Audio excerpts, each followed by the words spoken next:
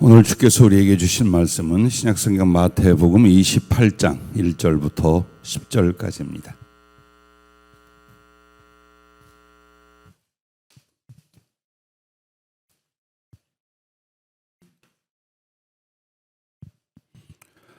함께 봉독하도록 하겠습니다. 마태복음 28장 1절부터 10절까지입니다. 안식일이 다 지나고 안식 후 첫날이 되려는 새벽에 막달라 마리아와 다른 마리아가 무덤을 보려고 갔더니 큰 지진이 나며 주의 천사가 하늘로부터 내려와 돌을 굴려내고 그 위에 앉았는데 그 형상이 번개 같고 그 옷은 눈같이 희건을 지키던 자들이 그를 무서워하여 떨며 죽은 사람과 같이 되었더라. 천사가 여자들에게 말하여 이르되 너희는 무서워하지 말라. 십자가에 못 박히신 예수를 너희가 찾는 줄을 내가 아노라. 그가 여기 계시지 않고 그가 말씀하신 대로 살아나셨느니라. 와서 그가 누우셨던 곳을 보라. 또 빨리 가서 그의 제자들에게 이르되 그가 죽은 자 가운데서 살아나셨고 너희보다 먼저 갈릴리로 가시나니 거기서 너희가 배우리라 하라. 보라, 내가 너희에게 일렀느니라 하거늘. 그 여자들이 무서움과 큰 기쁨으로 빨리 무덤을 떠나 제자들에게 알리려고 다름질할세.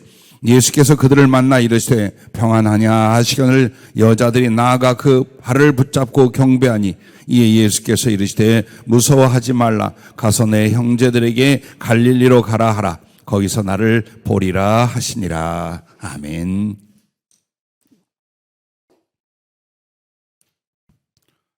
부활의 삶과 사명이라는 제목 안에 오늘과 금요일 날로 말씀을 2회에 걸쳐 전하고자 합니다.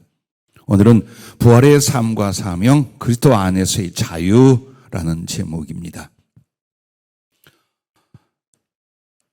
충분히 알 수도 있지만 좀 더 우리가 집중해야 될 건 그리스도께서 먼저 부활로 40일 동안 무엇을 하셨는가를 살펴보고자 합니다. 오늘도 말씀에 보면 주님이 부활하신 뒤에 막달라 마리아와 여인들이 그 무덤을 찾아왔고 또 천사들의 증언을 듣게 되어서 그때 그 상황은 빈 무덤이었더라. 무덤에 계시지 않고 부활하신 주님은 갈릴리에서 제자들을 만나리라고 말씀을 전하게 됩니다. 여기서 보면 첫째는 부활의 증거가 되어 주시기 위하여 40일을 지상에 계시게 됩니다. 제일 먼저 안식 후 첫날 새벽에 예수님 빈 무덤 앞에서 막달라 마리아에게 부활하신 주님이 당시를 나타내십니다. 또 성경에 보면 두 번째는 주일 아침 동산 무덤 부근 여러 여인들에게 주님이 나타나 주십니다. 그리고 주일 오후 저녁으로 보는 엠마오로 가는 길에서 글로바라 하는 제자와 함께 두 제자에게 주님이 나타나십니다. 그리고 주일 낮에 예루살렘의 한 곳에서 시몬 베드로에게 주님이 만나 주십니다. 그리고 그날 주일 저녁에 마가다락방으로 추정되는 곳에 도마 외에 10 제자들에게 주님이 오십니다. 그리고 여섯 번째는 일주일 후에 마가다락방 도마와 제자들이 같이 있을 때에 나타나 그 몸을 만져보시게 하고 함께 하십니다. 그리고 어느 날 새벽 갈릴리 바닷가에서 7 제자에게 또 주님이 오셔서 만나시고 말씀을 함께 나누십니다. 사도 바울의 증언에 의하면 8번째는 주님의 그 젖동생인 형제 야고보에게 또 주님이 직접 나타나십니다. 그리고 얼마 후에 갈릴리 주님이 지시하신 어떤 산에서 제자들이 주님과 만남을 갖습니다. 그리고 또 바울의 증언에 의하면 500여 형제들에게 일시에 주님이 나타났다라고 말합니다. 그렇게 하고 감람산 베다니 앞에서 하늘로 올리우시게 됩니다. 그런데 특히나 누가복음에 보면 그 주님의 제자들 혹은 여인들이 계속해서 뭐라고 말하냐? 의심하여 두려워하여 믿지 아니하였더라. 이렇게 나옵니다. 지금에서야 우리가 예수님의 부활에 대해서 조금 더 의심을 하지 않지만 그때 당시 그들의 믿음, 그들의 상황, 그들의 두려움 속에서 예수 그리스도가 다시 살아나신 것에 대해서 확신을 하지 못하는 모습입니다. 거듭거듭 그들에게 주님이 오시고 가르치시고 사랑의 교제를 함께 하시고 표적을 나타내시며 한마디로 의심하던 제자들을 위하여 40여일을 같이 계십니다. 그런데 성령은 그런 이야기를 하셔요. 주님을 대적하거나 안 믿을 사람들에게 주님이 그 부활의 모습을 나타내셨을까요? 그렇게 안 하셨답니다. 예를 들어서 바리새인들이나 사두개인, 대제사장 이런 사람들에게 부활하신 주님은 나타나시지 않았답니다. 왜냐하면 부활은 은혜요 선물이기 때문이랍니다. 그래서 믿는 사람들 혹은 믿을 자들에게만 나타나셨다라고 말씀합니다. 그리고 생각해 보십시오. 이름은 나오지 않지만 바라바에게 주님이 나타나 주시지 않았겠습니까? 구레네 시몬은 부활의 주님을 만나지 않았겠습니까? 주님을 처형하던데 주관하던 이는 하나님의 사람이라 말했던 백부장은 부활의 주님을 못 보았겠습니까? 빌라도의 아내 클라우디아 프로클이라는 그 자매는 부활의 주님을 못 봤겠습니까? 니고데모와 아리마대 사람 요셉에게 주님이 안 가시겠습니까? 이처럼 40여일 동안 주님은 당신의 백성들에게 부활의 믿음, 확신, 증거를 주셨습니다. 두 번째는 부활의 삶을 보여주시게 됩니다. 골로새서 3장 10절에 보면 우리가 옛사람을 벗고 새 사람을 입었으니 이는 자기를 창조하신 이의 형상을 따라 지식에까지 새롭게 하심을 입은 자니라 라는 표현이 있습니다. 즉 우리 주님의 부활, 그것은 곧 우리의 부활이 될 건데 그것은 우리를 창조하신 이의 형상을 따라 만들어진 새 사람입니다. 그래서 부활한 뒤에 어떻게 주님이 존재하시는가를 보여주심으로 주님과 함께 우리의 부활 때도 그 부활의 삶이 어떨 것인가를 보여주셨다고 볼 수 있습니다. 먼저는 주님의 그 임하심, 나타나심, 또 사라지심 이런 모든 모습을 볼 때 시공간의 제한을 전혀 받지 않는다는 겁니다. 천국에도 계실 수 있고 물질적 우주 세상에도 계실 수 있고 언제든지 강림하실 수 있고 언제든지 그 보좌로 승천하실 수 있고 주님이 이와 같을 때 우리도 그렇습니다. 부활했을 때 우리도 역시 시간이나 공간, 영계와 물질 세계와 상관없이 전혀 제한받지 않은 그런 존재가 됩니다. 또한 외형을 자유롭게 나타낼 수 있습니다. 주님이 그 감쌌던 세마포와 수건을 벗어놓고 그러면 알몸이란 뜻이에요. 그러나 주님은 부활 때에 제자들에게 사람들에게 옷 입은 모습 혹은 그들이 알아보지 못했던 그런 존귀한 모습으로 나타나시기도 합니다. 한마디로 부활의 때는 사람의 몸을 가리는 것이 없습니다. 그 몸으로 어떤 형상, 어떤 모습이든지 자유롭게 나타낼 수 있습니다. 그래서 요한계시록 1장에 나오는 불꽃 같은 주님의 모습, 그것은 앞으로 심판하실 주님의 계시적 부활의 모습이라면 또 계시록 4장에 나오는 그 하나님 보좌 위에 벼옷과 같고 홍보석과 같고 무지개가 둘린 녹보석과 같더라 라는 모습으로 당신의 모습을 나타낼 수 있으며 또 제자들이 그의 곁에 누군지 모르지만 참 존귀한 분이 와 계시다라고 생각할 수 있는 전혀 사람과 똑같은 모습으로 나타내시게도 됩니다. 그래서 여러분들은 분명히 이게 물질적으로 감각할 수 있는 몸을 가지고 부활을 합니다. 그러나 그 몸이 영과 물질과 상관없이 여러분은 존재할 수 있고 표현할 수 있게 됩니다. 또한 먹고 마시고 감각이 된다는 겁니다. 영은 먹을 수 없고 환상은 의미가 없겠죠. 그런데 부활하신 주님은 그 제자들에게 먹을 것이 있느냐 혹은 친히 조반을 만들어 함께 식사를 하십니다. 먹고 마시고 그리고 만져보게 함으로 말미암아 감각이 되더라. 터치가 되더라. 나중에 우리가 하늘에 있으며 그 다음에 부활했을 때에 어떤 존재일까요? 영적 세계의 모든 신령한 것들을 흡수하고 누리기도 하지만 물질 세계에 대해서도 얼마든지 나타나고 감각하고 교제할 수 있다는 것입니다. 그야말로 세상 그 무엇도 제재할 수가 없는 바로 그런 모습이 됩니다. 사람도 이 세상도 어떤 물질도 마귀나 어떤 피조물, 죽음까지라도 절대로 제재할 수 없는 전능자의 모습을 닮아간 그런 현상이 되게 됩니다. 그래서 영이나 환상이 아닌 하나님의 권능과 지혜와 사랑의 완전한 존재와 영생을 주님 보여주십니다. 그리고 그것을 40여일 동안 목도했던 제자들에게 부활의 소망과 언약이 되어주십니다. 언젠가 저희 어머님이 늦은 나이에 주님을 영접하고 많은 지식이 없었을 때인데 저한테 고민스러운 얼굴로 그래요. 죽어서 좋을 게 뭐 있나? 왜요? 천국에 가는데 아니 영만 혼백만 이렇게 구천에 떠돌고 뭐 다를 게 좋을 게 있나? 그러시더라고요. 자, 우리의 지식이나 경험, 상상은 거의 어렵습니다.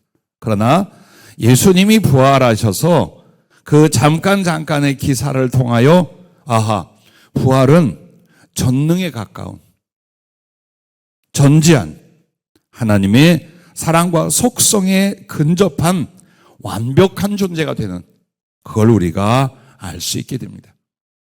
그리고 세 번째는 그 40여일을 통해서 부활의 사명을 주셨다는 사실입니다. 여러분과 내가 잘 아는 것처럼 주님이 계속해서 말씀을 주시고 마지막에도 주신 말씀이 마태복음 28장에서부터 보면 11 제자가 갈릴리에 가서 예수께서 지시하신 산에 이르러 예수를 배웠고 경배하니 아직도 의심하는 사람들이 있더라.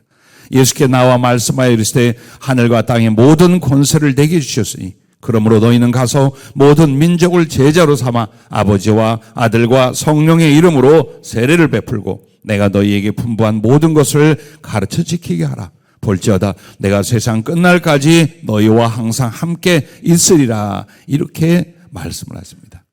결국 40여일 동안 주님께서 그 부활을 확증해 주시고 그 부활 속에 소망을 품게 하시고 그리고 그 소망 안에 이제 부활의 신앙과 삶은 바로 주의 십자가의 사랑과 그리고 거룩한 부활의 복음을 증거하고 증언하는 삶이라는 사명을 갖게 됩니다. 자, 이 말씀을 서두로 드리고 이제 본론으로 우리의 부활의 삶과 사명이 있습니다.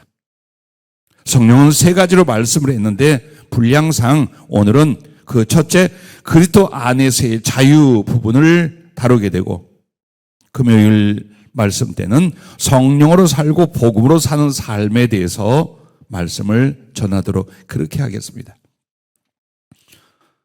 나도 주께 기도하고 들으면서 우리 부활의 삶과 사명 중에 첫째가 그리스도 안에서의 자유라는 말씀에 대해서 다시 생각을 했습니다. 그렇구나. 그래서 여러분이 잘 아는 요한복음 8장 32절에 주님이 뭐라 하셨습니까?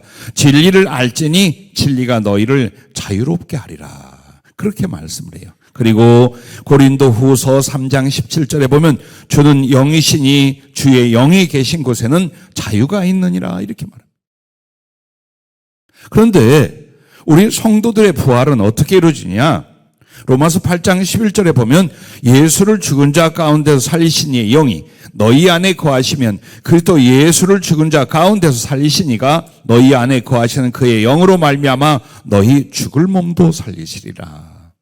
나는 이 말씀을 22살 때 십자가의 주님을 만나고 성령을 받은 뒤에 이 말씀을 보게 되었어요.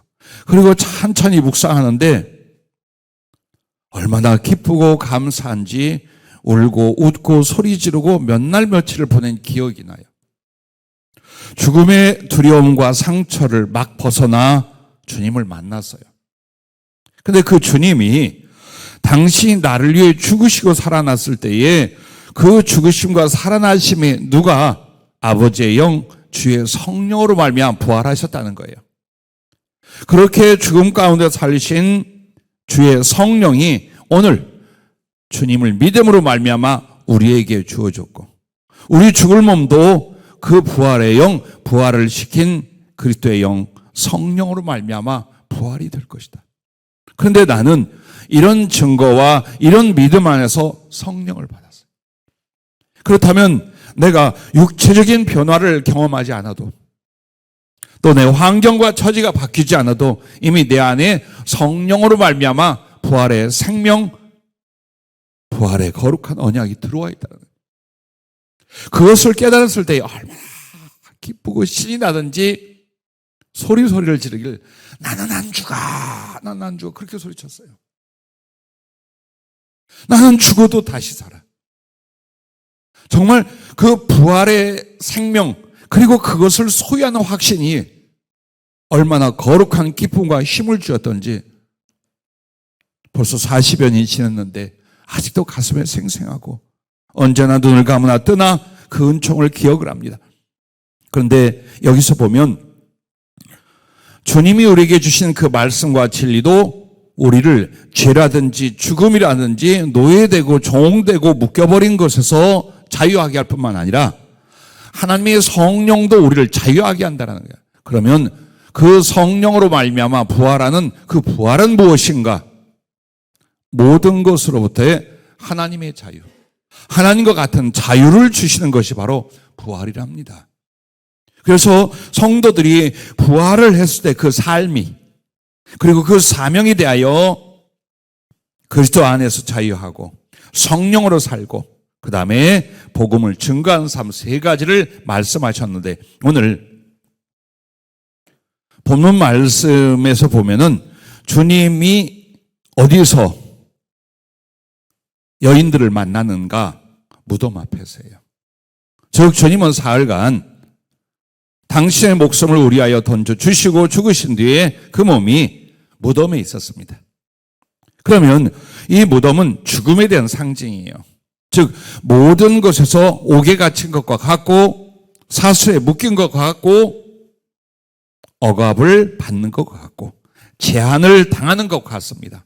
그런데 주님이 거기에서 나오셔서 부활하신 것은 바로 자유롭게 되다. 즉 우리가 아는 죄나 율법으로부터만이 아니라 모든 것으로부터의 자유. 그래서 하나님과 같은 자유를 얻게 하신 겁니다. 그런데 이 부활로 말미암아 성도들에게 주신 자유가 8가지라고 하셨습니다. 그리고 그 8이라는 숫자는 부활의 숫자입니다. 제6일째까지는 창조입니다. 그래서 창조의 수를 6가지 보고 7은 안식일입니다. 안식하셨습니다. 그것은 하나님의 나라로 볼 수 있습니다. 그러면 안식 후 첫날 8일은 뭐냐? 천국에 있던 성도가 그리스도와 함께 부활하는 것을 나타냅니다. 그래서 거듭남의 숫자도 성령 강림, 할례 받음, 이 모든 것들이 다 제8일째입니다. 그래서 이 8가지를 보면은 우리가 성령으로 말미암아 하나님의 은혜와 부활의 은총을 입고 그 소망으로 사는 사람들이 부활 때에 이와 같이 된다라는 것과 함께 동시에 너희는 그 부활을 얻고 부활을 향해 가는 사람들은 주 안에서 이런 자유를 가져야 된다. 그 자유를 위해 싸워야 하고 자유를 지켜야 하고 자유를 누려야 된다.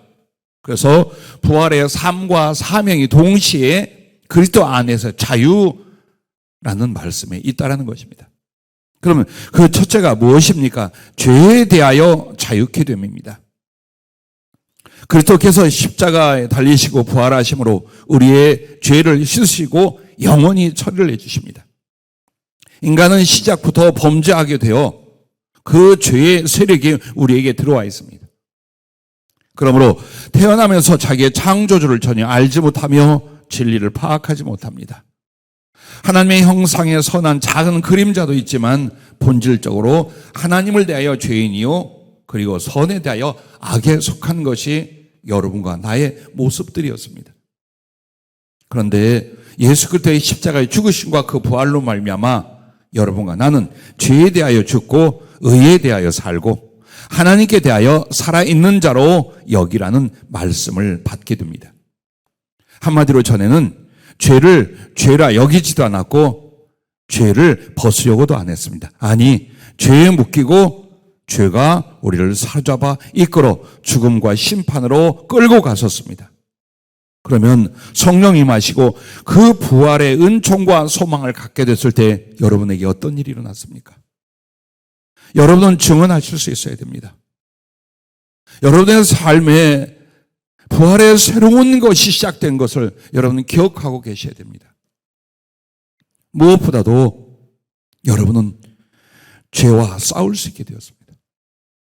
예전은 죄를 범하며 기쁨을, 죄를 범하며 이익을, 죄를 범하며 쾌락을 생각을 했습니다. 그러나 이제는 하나님 앞에 무엇이 죄요? 그 악한 것이 무엇인가를 알며 그 죄에 대하여 여러분은 싸울 수 있게 되었습니다. 그리고 이길 수 있게 된 줄로 믿습니다. 뿐만 아니라 그 죄악의 저주를 여러분은 영원히 받지 않게 되어 있습니다. 십자가 주님을 만난 뒤에 성령을 받게 되었습니다. 그게 거듭남이었고 주님과의 첫사랑이었습니다. 근데 그때 제가 기억하는 엄청난 충격과 거룩한 도전이 있었습니다. 처음 성령을 받고 주님을 만나 거듭난 뒤에 내게 일어난 현상은 다른 것이 아니었습니다. 죄가 밉고 죄가 아프고 죄를 버리게 되는 현상이었습니다. 22살 청년이 제멋대로 살았습니다. 무엇이든지 할 수 있었고 무엇이든지 저질렀습니다. 그런데 주님을 만나고 성령이 임하는 순간 가장 먼저 오는 것이 죄가 무엇인가, 그리고 그 죄에 대한 미움과 죄로 인한 아픔들, 그리고 그것을 던지고 버리는 모습들, 그 거룩한 싸움의 시작이고 아주 강한 능력을 보게 되었습니다. 여러분과 나는 죄와 그 저주에서 자유케 됐을 뿐만 아니라 죄의 실세, 죄의 실상에 대해서도 여러분 능히 싸워 이길 수 있고 자유하는 사람이 되어야 될 줄로 믿습니다. 그러므로 여러분과 내가 살아갈 때에 우리에게 주님께서 부활에 대해서 무슨 말씀을 하시냐면 그때 죽음과 연합한 자가 그때 부활에 연합을 한다. 그러면 그분의 죽으심에 대해서 우리가 연합하는 것이 무엇이냐? 죄에 대해서 죽는 것이다. 그래서 스스로를 죄에 대해서는 죽은 자요, 의와 하나님께 대하여는 산 자로 여기며 살아가는 것이다. 그것을 억지로 하는 것이 아니라 바로 우리 안에 주시는 부활의 성령으로 말미암아 인식하고 해결하고 싸우고 이기고 벗을 수 있는 자유, 바로 그 자유가 여러분에게 주어져 있음을 믿으시기를 바랍니다. 주님과의 만남과 교제, 사랑, 은혜, 모든 것들이 여기에 달려 있습니다. 그러므로 행여나 우리의 발이 죄 쪽으로 치우쳤다 할지라도 우리는 알아야 됩니다. 주님의 부활은 우리의 죄악과 그 저주를 처리해 주셨으며 우리에게 죄로부터의 자유를 주셨으니 우리는 죄에 얽매이지 않고 자유해야 된다는 것을 기억해야 할 것입니다. 두 번째 자유는 죽음에 대한 자유입니다.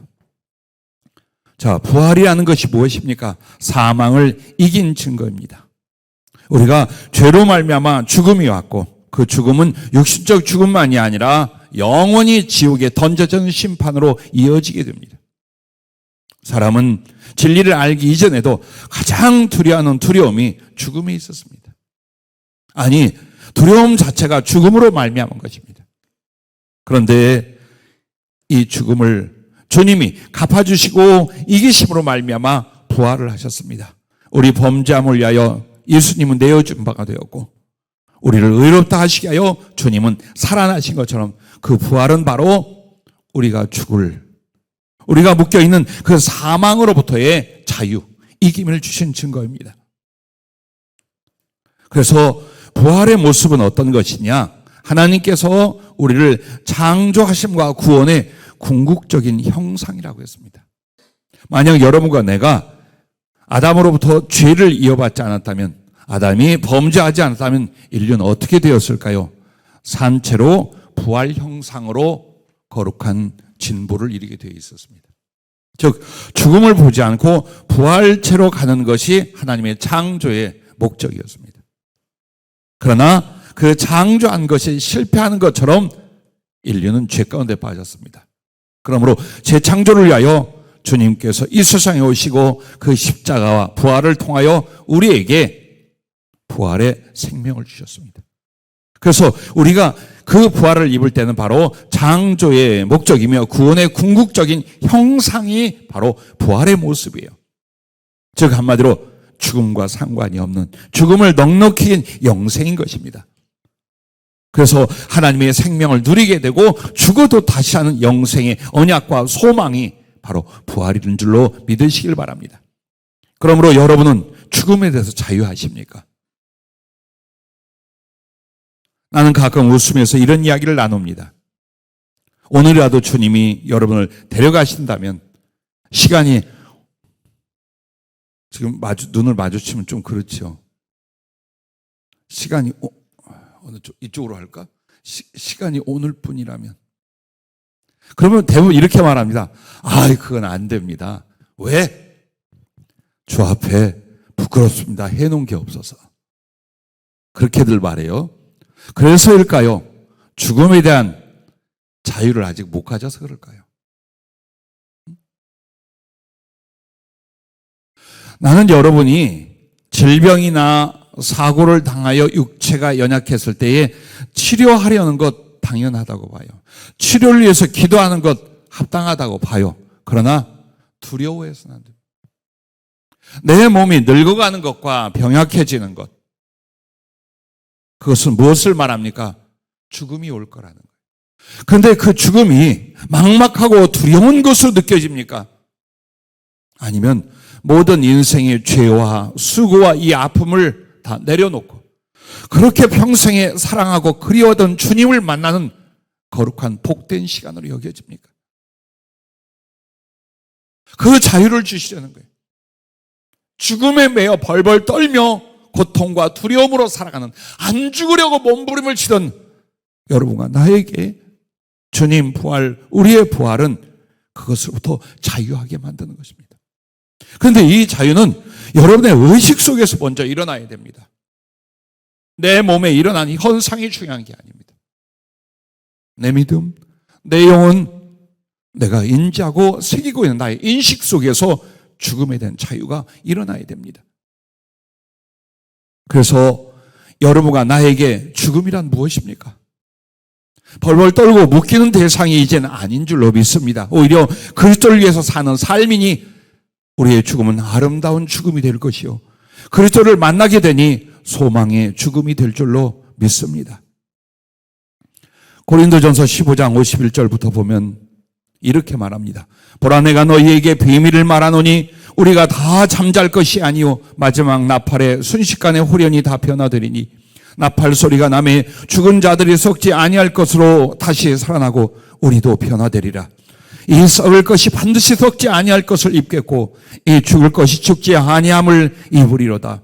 이 썩을 것이 썩지 아니함을 입고 이 죽을 것이 죽지 아니함을 입을 때에는 사망을 삼키고 이기리라고 기록된 말씀이 이루어지리라.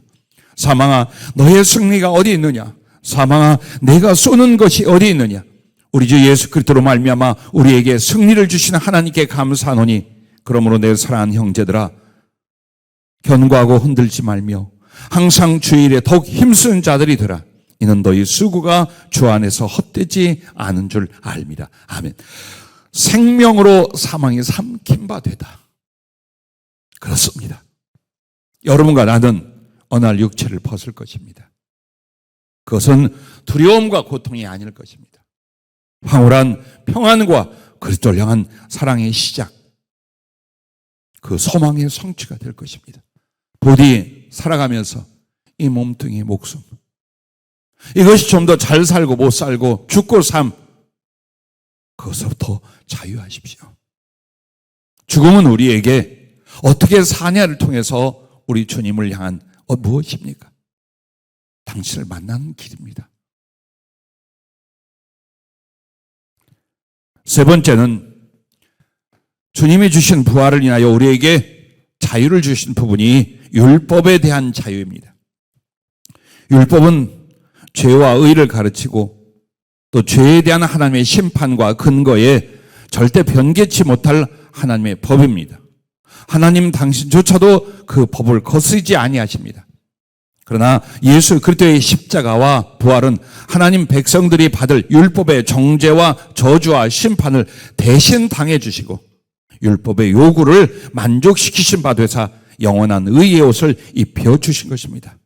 이 말은 여러분이 알든 모르든 인정하든 인정하지 않든 여러분은 어떻게 살았느냐? 하나님의 법, 율법에 의하여 살았습니다. 난 그것을 몰랐습니다 라는 사람들을 향하여 성경은 뭐라고 말합니까? 율법의 문자들을 몰랐을지라도 너희들의 양심이 율법이 되어 너희 스스로를 심판해왔다. 그래서 사람들은 하나님의 말씀을 알든 모르든 결과가 어떻게 됩니까? 율법의 저주 아래에 있습니다. 즉 율법은 죄가 무엇인지 의가 무엇인지를 가르쳐 줍니다. 그렇게 해서 한 인생이 하나님 앞에 마지막에 심판을 받게 됩니다. 그런데 그 심판의 근거가 뭐냐? 하나님의 율법입니다. 물론 율법 안에는 구원의 법도 있어요. 그러나 우리에게 해당되는 건 뭡니까? 죄의 율법이었어요.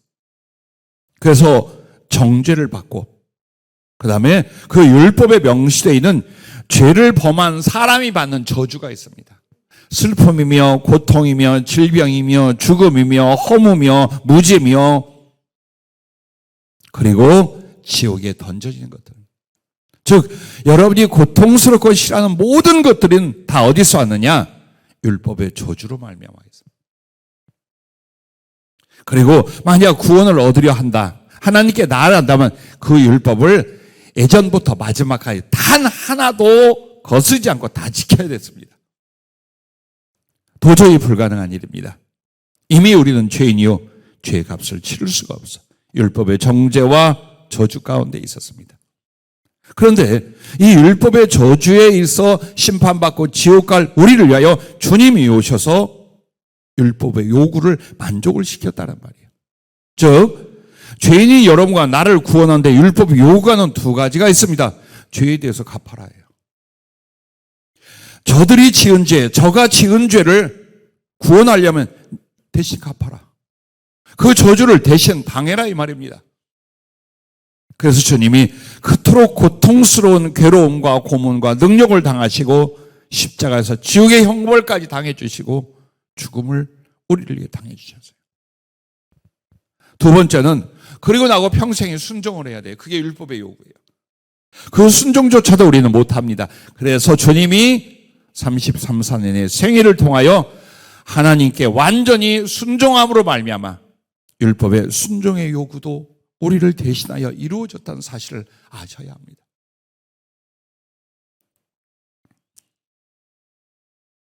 로마서 8장 1절부터 4절에 보면 그러므로 이제 그리스도 예수 안에 있는 자에게는 결코 정죄함이 없나니 이는 그리스도 예수 안에 있는 생명의 성령의 법이 죄와 사망의 법에서 너를 해방하였습니다. 죄와 사망의 법이 바로 율법입니다.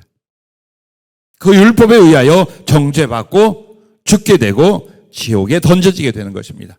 그런데 여러분과 나는 이제 그 율법이 우리를 얽어매거나 다스리거나 정죄하고 저주할 수 없게 되었다. 왜? 예수님이 다 갚아주시고 그 요구를 다 이루어주셨어요. 그래서 여러분은 그 율법과 저주 아래 있는 자가 아니라 이제는 생명의 성령의 법 아래로 옮겨온 자들이다. 즉 여러분을 이끄시고 여러분을 살게 하고 여러분을 주님 나라까지 가는 것은 율법이 아니라 성령이시다 그 말이에요. 그래서 주님이 사랑하는 백성들, 그 대가를 치른 백성들에게 부활과 함께 뭘 주십니까? 먼저 성령을 주십니다. 믿음으로 성령을 받은 사람들은 더 이상 죄의 세력과 율법의 저주와 요구가 의미가 없어지게 되는 것입니다. 그러면 우리는 무슨 법으로 살까요? 성령으로 말미암는 사랑의 법으로 사는 겁니다. 영혼들을 사랑하고 그리스도를 사랑하는데 억지의 법이 아니라, 두려움의 법이 아니라 이 가슴에서 우러난 성령님을 통한 사랑의 법으로, 그것은 곧 하나님의 생명의 법, 성령의 법이라고 로마서 8장에 말씀하고 있는 것입니다.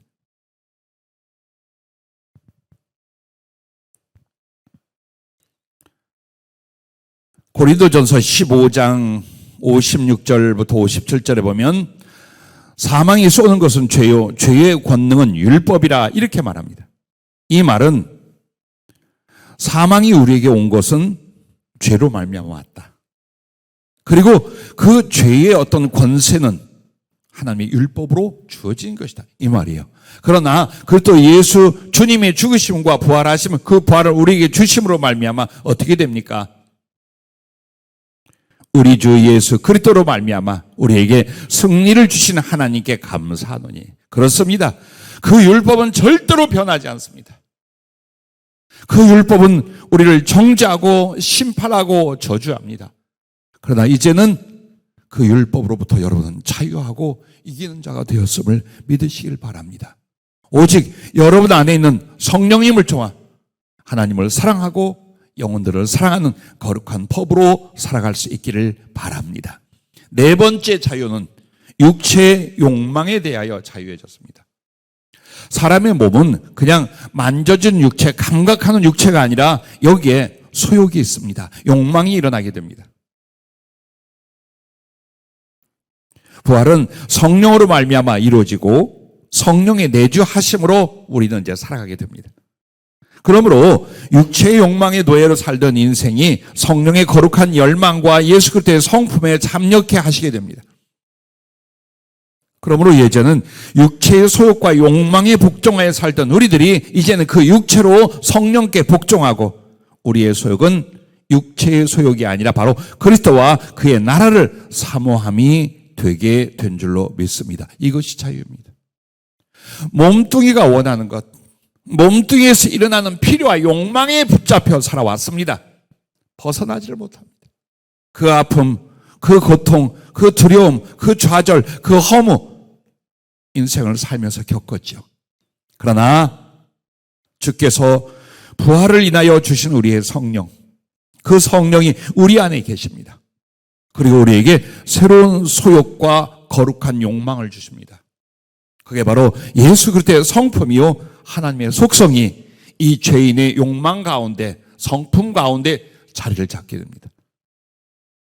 그러므로 주님을 사랑하고 그 말씀에 순종하는 만큼 성령님은 내 안에 거룩한 품성과 거룩한 열망들을 일어나게 만들어 주십니다. 이렇게 살고 있느냐? 그게 자유입니다. 아니면 성령이 있음을 알지 못하겠다. 이론과 지식론 들었는데 내 안에 성령님의 감화나 능력이나 역사하심이나 그리스도의 성품에 참여케 하시는 일은 나는 잘 모르겠다. 그렇다면 믿음으로 산다라고 말하지만 아직 우리는 어디에 있는 것입니까? 육체의 욕망의 노예가 되고 그것에 사슬에 묶여 살고 있는 모습.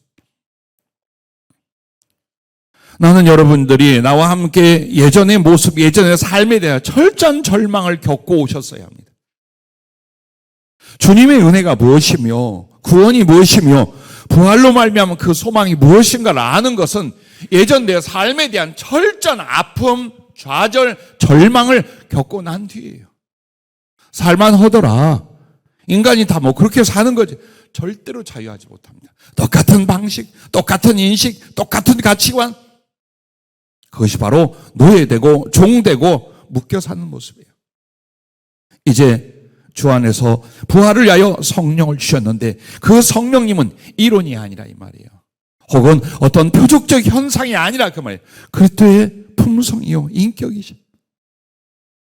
죄만 알고 이 몸뚱이로 질서는 죄에 대한 욕망으로 살던 우리들이 예수님의 성품이 내 안에 일어나기 시작을 해요.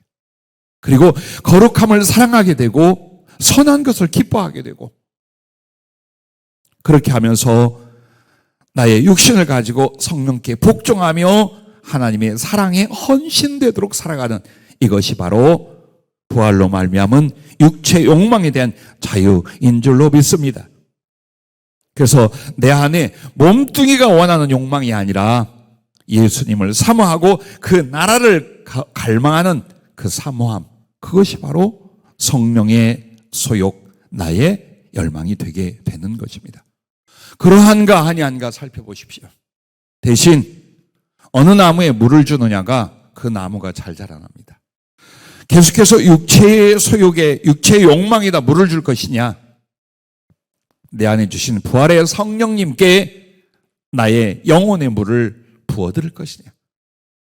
그렇게 해서 여러분과 나는 이미 선포되어 있는 자유를 가졌지만 이 자유를 위해서 싸워야 하고 일해야 하고 그리고 누리셔야 되는 것입니다.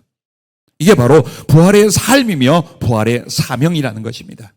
왜? 육체로 살고 육체의 욕망으로 사는 건 썩어짐의 종로로 타고 결국 멸망과 죽음에 이르는 것 외에는 없기 때문입니다. 다섯 번째는 세상에 대하여 자유를 주셨습니다. 세상과 세상의 것이 전부라고 생각하고 살던 우리들입니다. 어려서부터 지금까지. 그런데 사실 세상에 빠져 세상을 위하여 살아볼 때 세상은 하나님과 그 사랑을 저버리게 되고 나의 인생과 영혼을 빼앗아가게 됩니다. 그러나 부활의 성령을 받은 뒤 이제는 주님과 그 나라의 소망과 가치관으로 살게 되고 세상을 하나님의 밭으로 다스려 가게 된 줄로 믿습니다. 잘 보십시오.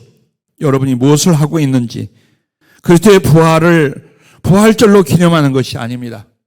우리의 부활로 삼는 것이요, 그 부활의 삶으로 이어가는 것이 예수 그리스도의 십자가와 부활의 진정한 은혜와 의미인 줄로 믿습니다.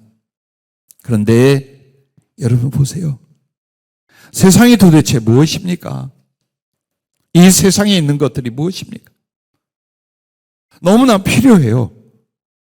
많은 것을 소유하면 편하고 행복할 것 같아요. 아니, 주일도 잘하고 사랑할 수도 있다고 생각해요. 예, 그게 세상에 대하여 묶여 살고 세상의 종로로 타던 우리들의 모습입니다. 주님은 이 세상에 대하여 여러분의 필요를 이렇게 말합니다. 일용할 양식만 구해라. 자족할 줄 알며 감사할 줄 알라. 너희들이 먹고 마시고 쓰는 세상의 필요는 하나님이 다 공급한다. 근데 그렇게 안 돼. 이 세상 유행, 문화, 물질, 인간의 애정, 이 모든 것들에 대하여 푹 빠져서 내 영혼도 내 인생도 다 빼앗기며 살았습니다. 그런데 오늘 주님을 만나고 여러분이 성령으로 거듭난 뒤에 무엇이 보이던가요? 세상이 아니라는 거. 이 세상은 썩어질 것이고 없어질 것이고 잠시 머물 것이라는 것을 여러분은 보시지 않았습니까? 하지만 무조건 세상에 쓸데없고 험한 것이 아닙니다. 여러분 안에 주님과 그 나라의 소망과 가치관으로 살게 되니 세상을 하나님의 밭으로 여러분은 다스려가는 것입니다. 어떻게? 이 세상에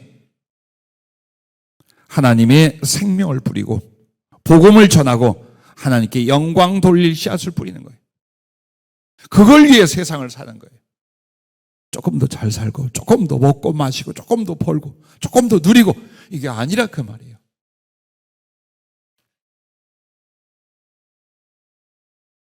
복음의 내용과 결과가 다 건강하고 다 장수하고 다 부자 되라 하면 얼마나 열렬히 환영을 받겠어요. 그러나 성경 어느 곳에도 그렇게 말하지 않습니다. 내려놓아라. 자유하라. 마치 광야 40년을 하나님이 다 도와주시고 채워주셔서 사는 것처럼 세상은 그와 같아요. 다만 이 세상 속에서 하나님의 의, 하나님의 뜻, 하나님의 나라와 생명을 뿌리는 하나님의 밭으로 내 삶과 세상을 갖고 가면 되는 것입니다. 어디까지 오셨습니까? 우리는 어디까지 가고 있습니까? 살아온 삶은 무엇이고 지나간 길은 무엇이며 남은 시간과 삶의 이유는 무엇입니까? 세상에 있습니다. 그러나 세상에 묶이지 말라는 것입니다. 좀 가난하면 어떻습니까? 좀 넉넉하면 어떻습니까? 좀 약하면 어떻습니까? 강하면 어떻습니까? 지혜로우면 어떻습니까? 조금 무지하면 어떻습니까? 우리 안에 주님이 계시고 그 부활의 성령이 계시고 우리가 가고 있는 우리의 결국은 바로 주님과 같은 부활입니다. 부디 이 세상을 어떻게 살고 있으며 왜 살아야 되는가에 대해서 정확히 보라는 것입니다. 그래서 주님은 어찌할 수 없어 세상에 묶여 살던 인생에게 부활을 통하여 세상에 대하여 자유하게 만들어 주신 것을 믿으시길 바랍니다. 여섯 번째는 거처에 대해서입니다. 육신으로만 살 때는 집이 있어야 하고 거주지와 고향, 심지어는 죽은 뒤에 무덤까지 다 잘 마련하려고 합니다. 우리의 거처, 우리의 거주지는 단지 집이 아니라 나를 의탁할 대상이에요. 그래서 어쩌면 한국 사람만 그런 게 아니라 전 세계인이 그런지 몰라요. 성인이 되면서 제일 먼저 노력하고 몸부림을 치는 게 뭐냐? 내 집 갖기. 내가 어디서 사느냐? 그래서 고향과 출신을 묻고 살아갈 삶의 위치를 생각하고 무덤도 미리 준비하고 잘 자리를 명당 자리로 잡으려 하고 자, 이것에 묶여 사는 거예요. 마치 집 한 칸이 있으면 그래도 이제 살만하다라고 하고 집이 없으면 불안하고 걱정이 되고 자, 이렇게 사는 것에 대하여 주님이 자유를 주셨어요. 머리 둘 곳을 필요로 하지 않는 것, 그것이 부활이에요.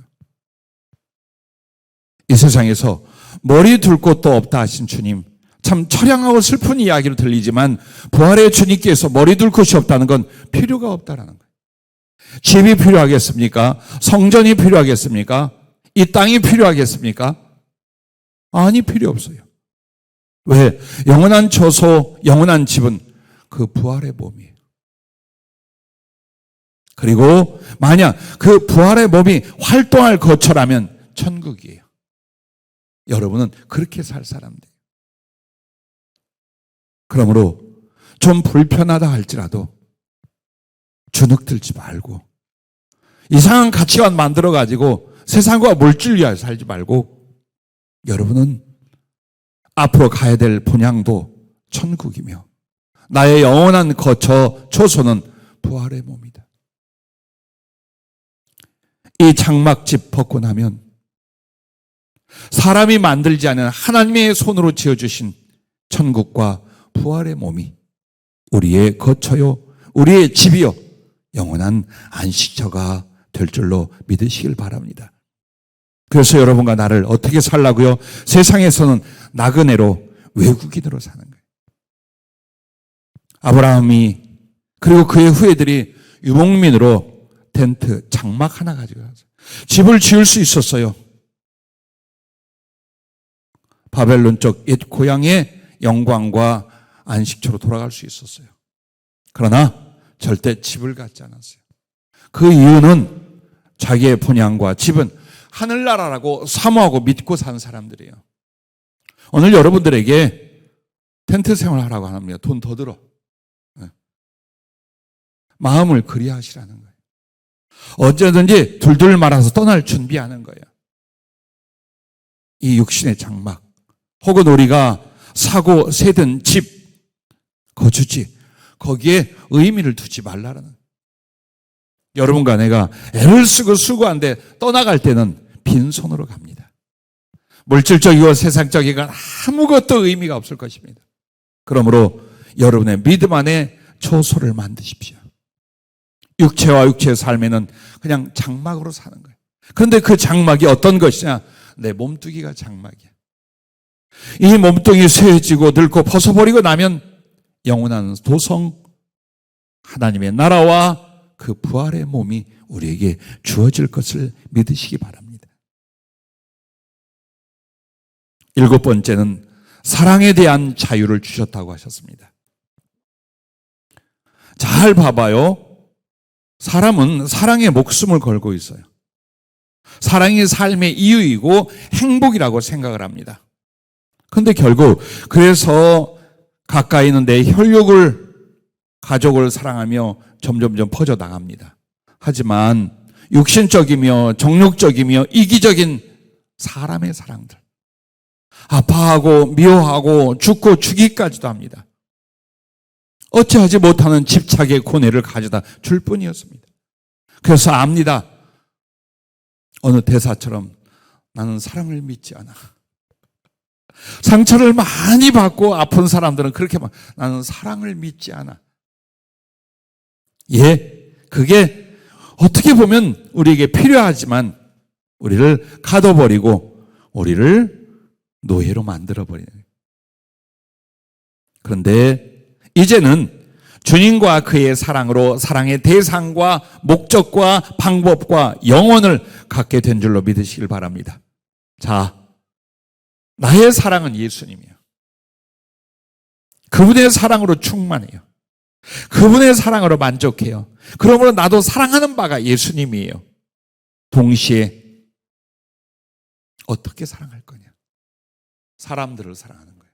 그리스도의 이름으로, 그리스도께서 주신 것으로 그리스도께 영광을 돌리게 하여 나의 인생에 그렇게 사랑하는 거예요. 내 자식이라도, 내 혈육, 내 가족 누구라도 그 사랑으로 사랑하기 시작하는 거예요. 이게 사랑의 자유입니다. 여러분은 인간적 사랑의 종이요, 그 고통 속에 있습니까? 아니면 예수의 사랑의 자유를 가지고 내가 원하는 대로, 마음 먹는 대로 그리스도를 사랑하며 남들에게 그 그리스도의 사랑을 나누는 이 사랑의 영혼을 살고 있습니까? 자유라는 것을 보래요. 우리는 사랑은 집착이고 소유라고 생각해요. 그러나 진정한 사랑은 어떤 것입니까? 나누어 주는 것이요, 자유한 것이에요. 그리고 오직 완전한 사랑, 영원한 사랑, 예수님이 우리 사랑의 대상이에요. 그분은 아프게 안 하셔요. 실망시키지 않아요. 이기적이지 않아요. 배반하거나 마음을 바꾸시지 않아요. 그런데 그분은 당신을 사랑하는 방법을 가르쳐 사람을 사랑하래요. 어떤 집착이 아닌, 욕심이 아닌, 관계가 아닌 그리스도의 생명과 그 사랑을 받음을, 그리스도를 사랑하는 방법으로 인류를 사랑하고 영혼들을 사랑하래요. 그렇게 마음 먹었습니까? 그것이 가치관이 됐습니까? 여러분은 사랑의 자유를 가진 사람이 된 거예요. 그러나 아직도 내 가족이 먼저야, 내가 좋아하는 사람이야, 내가 소유해야 돼 하는 집착들, 어떤 번뇌와 고통을 가져왔는지 잘 알 거예요. 그리고 이루어지지 않아요. 오늘 내가 원하는 만큼,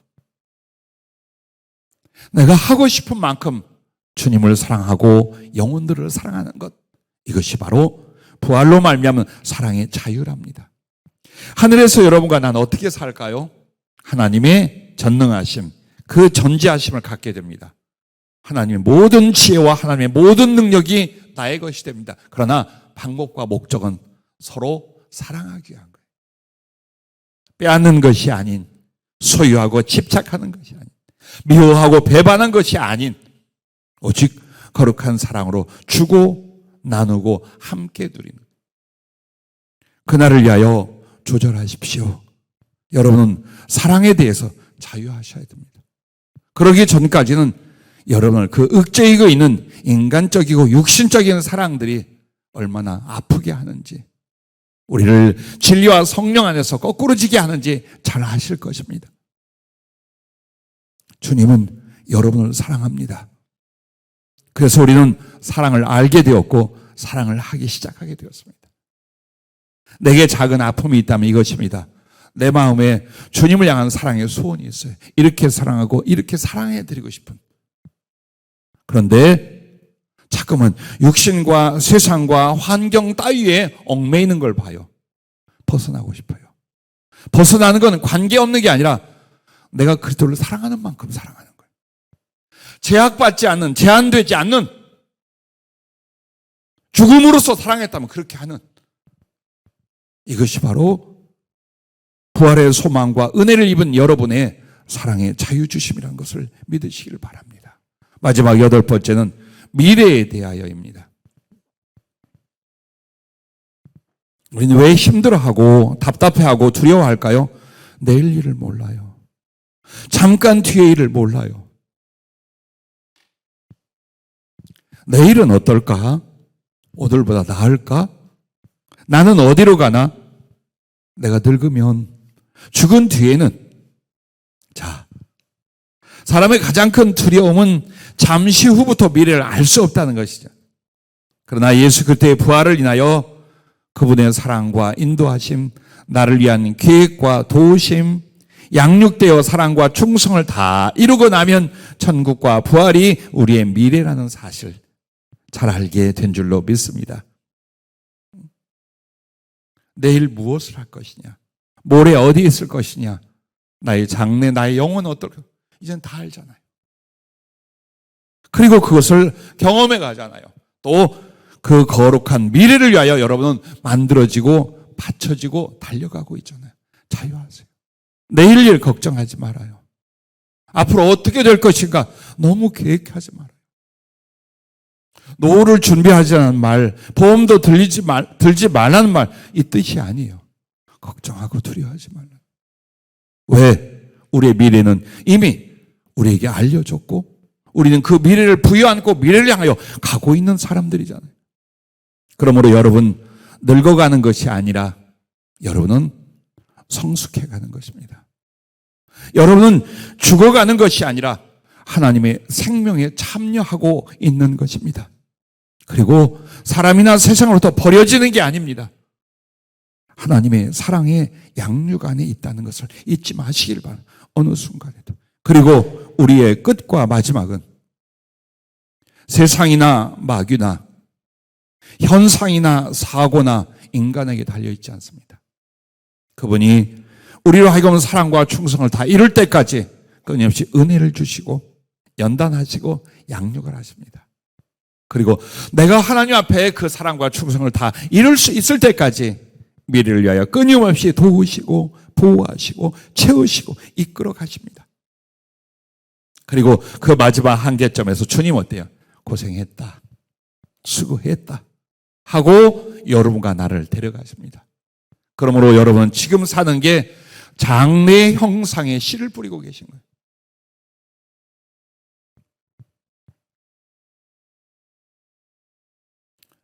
부디 여러분 주님의 말씀과 그 소망 안에서 아름답고 위대한 꿈을 꾸시기 바랍니다. 그것이 여러분의 미래가 될 줄로 믿습니다. 요한복음 13장 1절에 보면 주님이 이제 세상을 떠나 고난받으시고 하늘에 갈 때가 된 걸 아셨어요.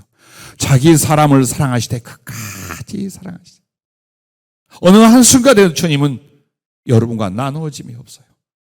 여러분을 잊음이 없어요. 가장 좋은 게 무엇일까? 가장 필요한 게 무엇일까? 장래를 위하여 내 딸, 내 아들에게 무엇을 어떻게 주실까? 그 삶이 우리의 남은 삶이에요.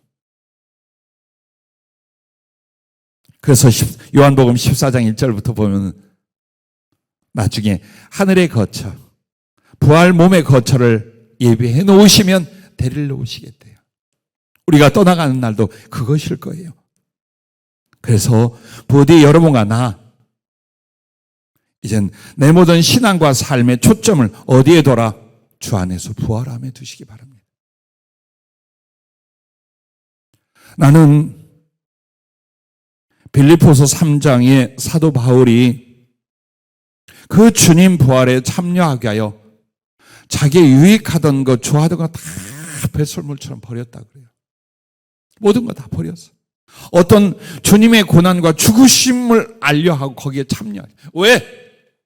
그 주님 부활의 권능을 알게 하여. 그 주님 부활에 사로잡히게 하여. 미치도록 갈망하고 사모하고 정말 인생을 그렇게 살아요. 나 그거 왜 그랬는지 이해 못했어요. 40년 동안 빌립보서 3장을 읽으면서 바울이 왜 그렇게 하는지 당연한 것으로 알았어요. 아니요. 이번 주에 기도하고 묵상할 때 주님이 이 말을 한마디예요. 바울은 부활한 나를 직접 만났느니라. 부활하신 주님을 보았어요. 그 순간 사도 바울에게 모든 기대와 소망과 목적은 그 주님 부활, 나 부활, 여기에 있었던 거예요. 어떤 고난도, 어떤 유혹도, 어떤 충성의 희생도 아무것도 그에게는 힘들거나 포기할 것이 아니었어요. 오직 하늘에서 부르심으로 말미암아 주실 그 부름의 상이 뭡니까? 우리는 여러 가지를 상상합니다. 부활이었던 거예요. 주님께 붙잡힌 바 되는 것이 무엇이었을까요? 부활의 주님 앞에 부활하는 거예요. 그것이 바로 빌립보서 3장에 나오는 사도 바울의 가슴이었으며 소망이에요. 우리는 이론으로 생각합니다. 내 죄를 다 사함받고 십자가를 통해서 그가 부활해서 우리도 언젠가 부활할 그 정도가 아니라는 거예요. 목적이어야 되는 거예요. 이유여야 되는 거예요. 나를 충분히 헌신하고 던질 수 있는 존재 이유가 바로 주님 주신 부활, 여기에 있어야 될 줄로 믿습니다. 자, 이렇게 8가지면 어쩌면 우리의 현재와 영혼과 육신, 세상, 그리고 천국, 미래 모든 것들로부터 여러분은 어때요? 자유했어요. 자유해지게 하셨어요. 그래서 하나님께서 우리에게 진리와 성령 그리고 부활 주심은 바로 이 자유를 주시게 한 것이었어요. 하나님과 함께하는 자유, 하나님과 같은 자유. 이제부터 그 자유 주시는 복음과 자유케 하는 성령으로 완전 자유에 이르는 부활, 그때까지 이 자유를 위해 싸울 수 있기를 바랍니다.